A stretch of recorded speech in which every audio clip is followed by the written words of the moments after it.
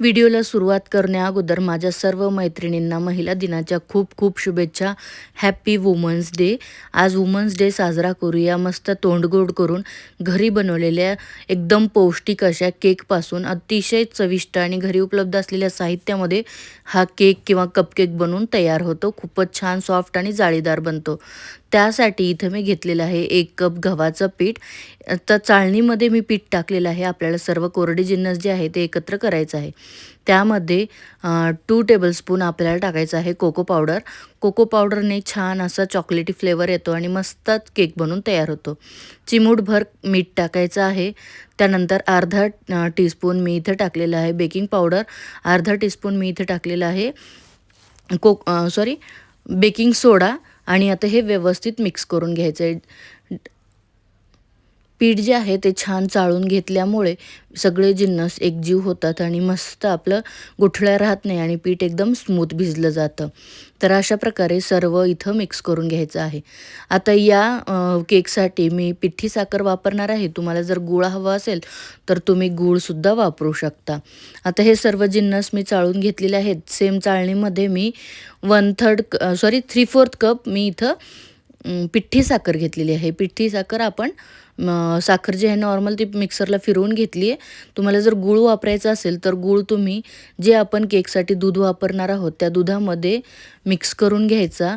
पूर्णपणे विरघळून घ्यायचा आणि नंतर ते वापरायचं आहे. तर गूळ घेताना अर्धा कपपेक्षा थोडासा जास्त गूळ तुम्ही इथं घेऊ शकता. आता हे पिठी साखर पण मी छान अशी चाळून घेतलेली आहे. आता ही कोरडी जिन्नस जी आहे ते आपण व्यवस्थित मिक्स करून घेऊया. साहित्याची जी लिस्ट आहे मी तुम्हाला डिस्क्रिप्शन बॉक्समध्ये देते. तिथं जाऊन नक्की चेक करा. म्हणजे तुम्हालाही कन्फ्युजन होणार नाही आणि एकदम सोपं जाईल मेजरमेंटसाठी. तर आता ही कोरडी जिन्नस मी व्यवस्थित अशी मिक्स करून घेते.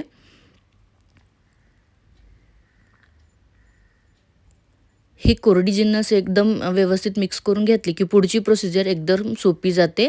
आता आपण याला साईडला ठेवून देऊया आणि दुसरा एक बाउल घेतलेला आहे. त्यामध्ये 1/3 कप मी कुकिंग ऑइल घेतलेलं आहे. कुठलंही बिना वासाचंच घ्यायचं आहे आपल्याला किंवा तूपसुद्धा तुम्ही इथं घेऊ शकता. 1/3 कप तेल घेतलं आहे. 1/3 कपच मी दही घेतलं आहे. याला मस्त असं फेटून घ्यायचं आहे. छान दही आणि जे तेल आहे ते मिक्स झालं पाहिजे. 1/3 कप मी दूध घेतलेलं आहे. त्यातलं अर्धं इथं वापरलेलं आहे. आणि त्याला पण व्यवस्थित फेटून आपल्याला घ्यायचं आहे. दूध जे आहे ते आपण जसजसं लागेल तसतसं वापरणार आहोत. तर बघा मिश्रण एक 3 ते 4 मिनटं मी फेटल्यानंतर तेल पूर्ण दही आणि दुधामध्ये मिक्स झालेलं आहे आणि मिश्रण एकदम छान पांढरं झालेलं आहे. आता यामध्ये जी कोरडी पिठं आपण मिक्स केली होती ती अर्धी टाकायची आहेत. परत एकदा व्यवस्थित मिक्स करून घ्यायचं आहे. एकदम पीठ टाकू नका. लागेल तसं थोडं थोडं मिक्स करायचं आहे.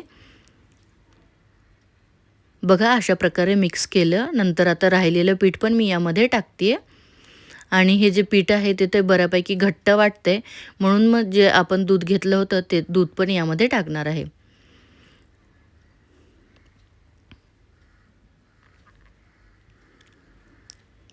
आता अजूनही पीठ तुम्ही बघू शकताय घट्टच आहे. त्यामुळे परत एकदा 1/3 कप मी दूध घेतलेलं आहे. ते पण यामध्ये मी अर्धं टाकले आणि मिक्स करणार आहे. लागेल तसं दूध इथं वापरायचं आहे. तर बघा कन्सिस्टन्सी अशा प्रकारची रिबिनसारखी झाली पाहिजे. रिबिन जे असतात तशा प्रकारची कन्सिस्टन्सी आहे तुम्ही बघू शकताय आणि दुधामधलं अगदी थोडंसं 1 चमचाभर दूध इथं शिल्लक राहिलेलं आहे. आता हे कपकेकचे जे मोल्ड असतात ते मी घेतलेले आहेत आणि त्यामध्ये आपल्याला जे पीठ आहे ते छान असं भरून घ्यायचं आहे. दुसरीकडे कढाई पण मी प्रीहीट होण्यासाठी ठेवली आहे. आता माझी इथे एकच चूक झालेली आहे, ती मी तुम्हाला सांगते. तर कढईमध्ये मीठ टाकून कढई छान प्रीहीट करून घेतली होती. स्टँड ठेवलं आहे, त्यामध्येच आपली ही जी प्लेट आहे ती ठेवणार आहे. आता इथं तुम्ही बघू शकता हे जे पीठ आहे मी थोडंसं जास्त भरलं आहे. त्यामुळे पुढं काय होतं ते सांगते. तर मी जे पीठ आहे थोडंसं जास्त भरल्यामुळे जे आपले कपकेक आहेत ते थोडे पसरलेले आहेत आणि त्याचा थोडासा शेप बदलला आहे. पीठ जे आहे जेव्हा आपण मोल्डमध्ये भरतो तेव्हा थोडं कमी भरा आता 30 मिनटं मी एकदम कमी गॅसवर याला छान असं शिजू दिलं आहे आणि थंड करून घेतलं आहे. थंड झाल्यानंतर आपला केक बघा किती मस्त झालेला आहे. कपकेक किती छान जाळी आणि सॉफ्ट झालेला आहे. अगदी मुलांना अगदी आवडेल असा आहे. नक्कीच ट्राय करून बघा. अगदी घरी उपलब्ध असलेल्या साहित्यामध्ये हे कपकेक बनवून तयार होतात. हा थोडासा शेप याचा बदललेला आहे. तुम्ही वाटीमध्ये सुद्धा करू शकता. मी इथं बघा अशा प्रकारे राहिलेलं जे पीठ होतं ते वाटीमध्ये करून बघितलं आहे आणि त्याचा टेक्स्चर बघू शकताय. खूपच सुंदर आलेलं आहे. जाळी पडलेली आहे आणि अगदी सॉफ्ट आणि स्पॉन्जी झालेला आहे.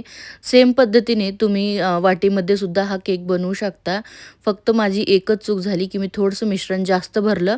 पण हा केक सुपर टेस्टी झाला होता. नक्की ट्राय करा.